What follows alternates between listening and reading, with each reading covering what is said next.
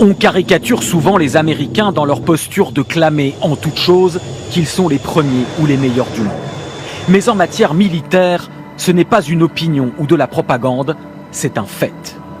L'armée américaine est la plus puissante de la planète et de très loin. Face aux Russes, les chiffres ne mentent pas. La marine américaine a par exemple 11 porte-avions, la marine russe, un seul. La maîtrise du ciel est aussi sans appel. Près de 14 000 avions et hélicoptères militaires côté américain contre 4 000 côté russe. Entraînement, équipement, moyens technologiques, recherche, c'est au niveau du budget que l'écart est le plus vertigineux.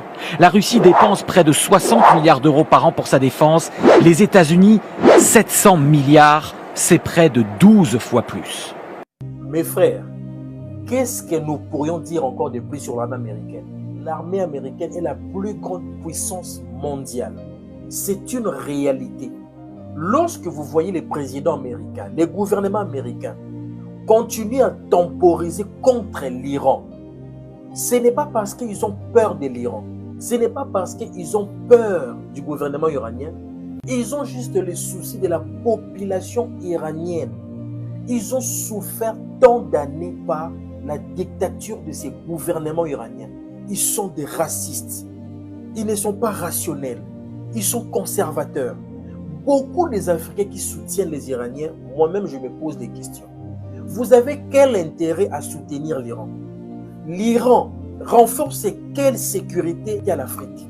L'Iran aide quelle structure en Afrique pour soutenir l'Iran? Plus de 700 milliards que l'armée américaine dépense chaque année. Tout ce qui se passe à l'est de la République démocratique du Congo, comme la RDC a des accords avec les États-Unis et l'armée américaine, il faut retenir une chose, les sanctions que les États-Unis donnent au Rwanda, c'est temporaire. Mais si Kagame continue à persister, à résister, je vous dis, les Américains vont agir et ça sera la fin tragique de Paul Kagame. Ils n'ont même pas besoin de venir au Rwanda ou de quoi que ce soit. Juste de l'intérieur, ils peuvent anéantir le Rwanda. Les États-Unis n'est pas en guerre contre le peuple rwandais, contre la population de l'Iran, mais ils sont en guerre contre tout dictateur qui est en train de faire souffrir la population pour l'intérêt de leur survie.